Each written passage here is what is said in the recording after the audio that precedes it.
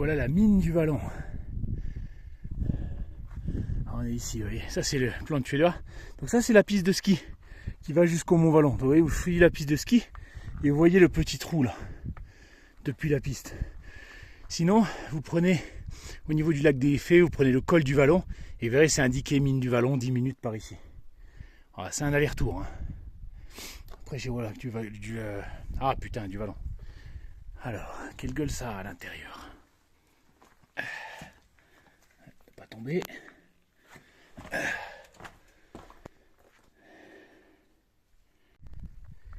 Jolie cette araignée, regardez.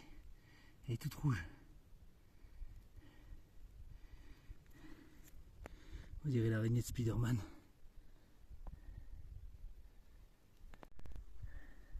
Regardez la petite araignée là, avec le dos complètement rouge.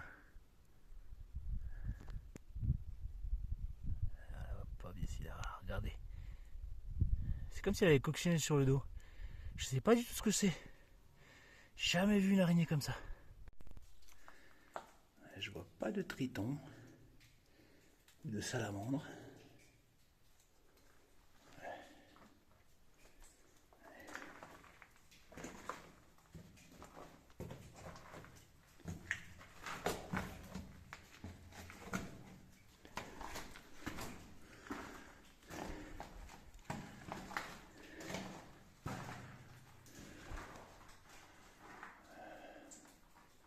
Le plafond là, c'est haut.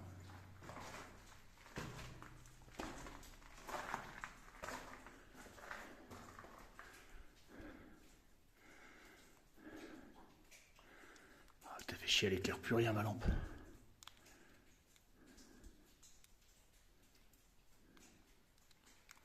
Attends, on va faire autrement. Ah, c'est un tout petit peu mieux. On voit, il y a un gros filon là qui était. Oh putain.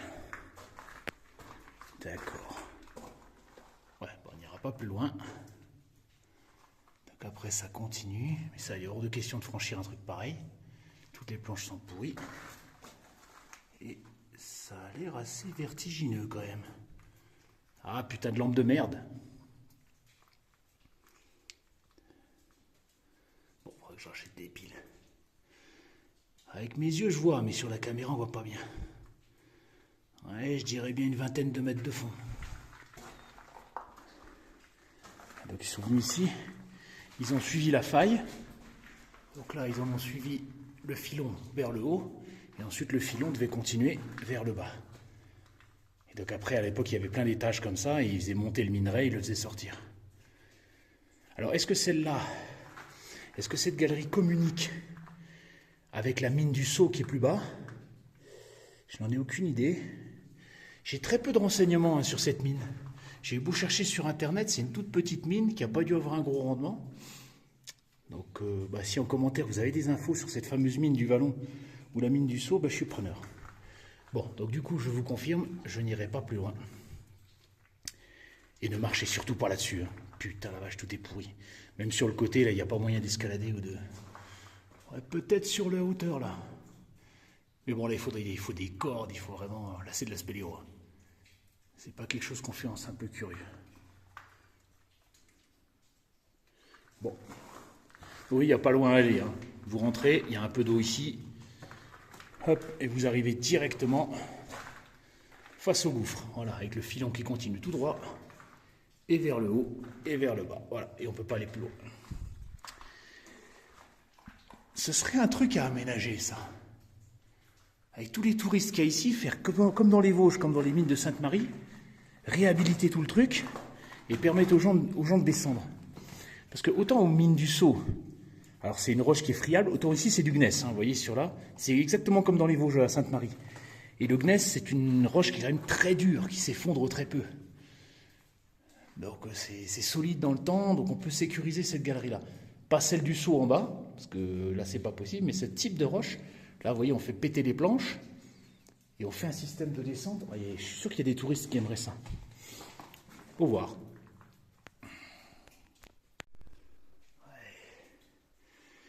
Même avec des nouvelles piles. On distingue un peu, mais ouais, c'est pas assez puissant pour voir le fond. Ah, j'ai une lampe que mon pote m'a prêtée qui est surpuissante. Je reviendrai ici un autre jour. Allez, on va continuer le reste de la balade. Je vais au lac du Borgne maintenant. Voilà, c'est fini pour l'exploration de la mine du Vallon. Bah, ça a été vite. Hein. Je pensais explorer une petite demi-heure, 40 minutes. Bon, bah, en un quart d'heure, c'était fini. Alors bon, ici, on va dire que c'est relativement sans danger. La roche que vous voyez, c'est du gneiss. Hein. Comme je l'ai déjà dit, je crois, dans la vidéo. Je répète plusieurs fois les mêmes choses. Donc le gneiss, c'est une roche qui est très dure. C'est en fait du granit qui a été poussé dans les profonds de la terre, qui a refondu, qui a redurci. Donc c'est une roche très dure et relativement stable. Alors ça ne veut pas dire qu'il n'y a pas d'éboulement possible, mais en général, vous prenez moins de risques. Alors que la mine du Sceau en bas, c'est pas les mêmes roches. C'est beaucoup plus friable, donc c'est pour ça qu'elle est fermée, celle du bas. Beaucoup plus dangereuse.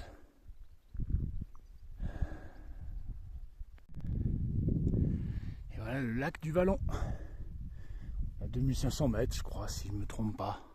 Regardez le Mont Blanc, là, magnifique. Juste derrière le col du Fruit. Et ça, c'est le Mont Vallon.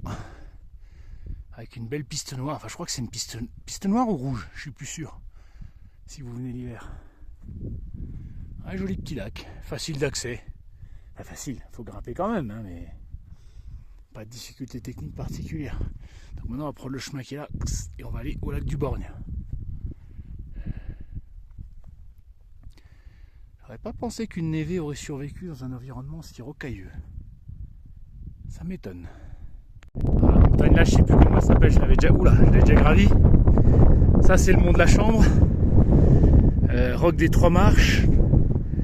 Et mont de la Châle, je sais plus où il est, je crois que c'est celui-là. Mont de la Châle et après c'est Tougnette. Si je me trompe pas.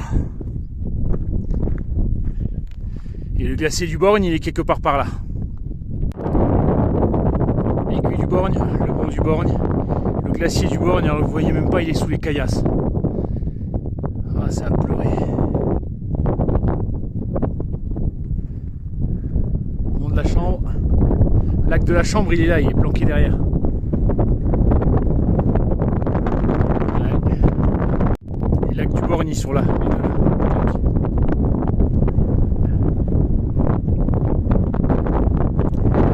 Alors, l'année dernière, j'y étais au glacier du Borgne, j'ai fait une vidéo, vous pouvez regarder si vous voulez. Vous verrez la différence avec cette année, c'est catastrophique. On voit même plus la glace. J'ai bien fait d'y aller, tu vois, j'ai bien fait de le filmer pour la postérité. Alors il existe encore, il y a encore de la glace sous les cailloux, hein, c'est juste qu'on ne les voit pas. L'été a été tellement chaud que je pense qu'il y a eu des éboulements, ça a recouvert la glace. Ouais. Il y a un petit verrou glaciaire, il est beau, il y a un petit chemin qui passe par-dessus et qui redescend. On le fera peut-être tout à l'heure. Allez, direction les lacs.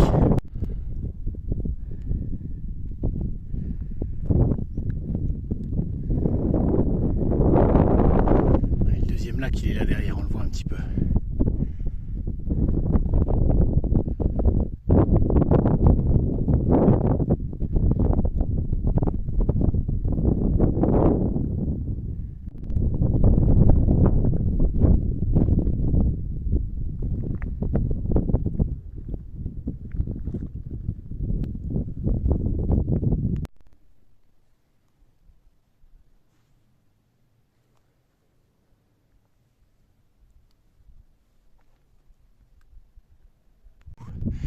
Il reste encore un tout petit peu de glace apparente.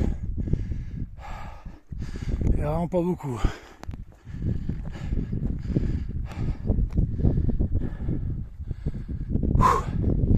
Ah, ça de rien, c'est moraine, putain, elle monte sec.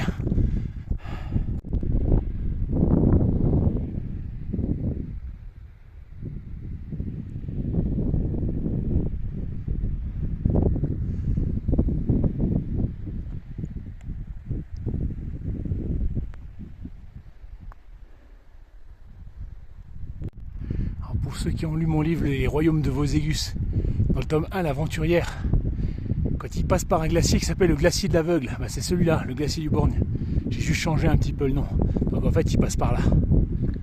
Et le serpent de pierre, c'est la fameuse crête qui les lie à l'aiguille de Peclet. L'aiguille de Tecpel dans mon livre. J'ai changé un petit peu. Voilà. Je fais ma petite promo.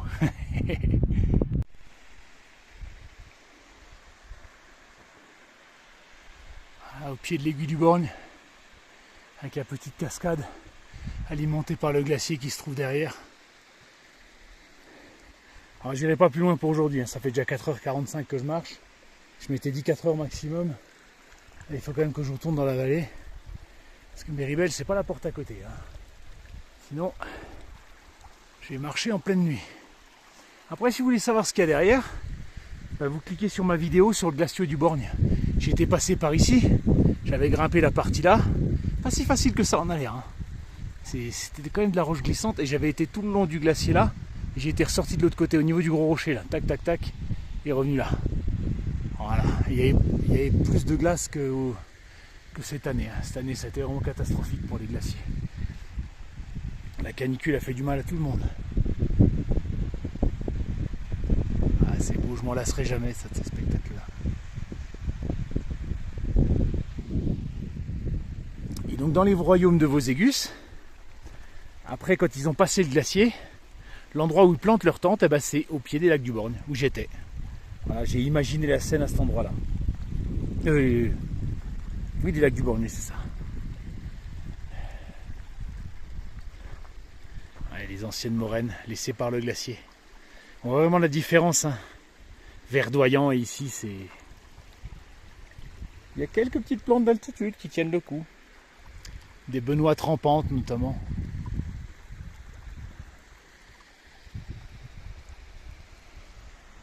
Bon, allez, je pourrais passer des heures à regarder le paysage, mais... Un jour ou l'autre, il faut redescendre. Allez, salut tout le monde. J'espère que ça vous a plu et que ça vous a redonné envie de venir par ici. Sur le reste de la descente, je vais prendre la même chose, les moraines. Et ensuite, je vais suivre la piste de ski pour aller plus vite, pour arriver avant la nuit. Donc c'est sans intérêt, quoi. Ça, c'est la benoîte rampante, vous voyez. Ça fait des fleurs un peu comme des barbes à papa. Et ça rampe. Comme ça ne peut pas faire ses racines dans le sol, parce que tout est gelé, tout est sec, et ben, elle va latéralement. Regardez cette couleur rose là. C'est ça qu'on appelle le sang des glaciers. Alors, je ne sais plus si c'est un microbe ou une bactérie qui se développe sur la neige. Et ça rougit.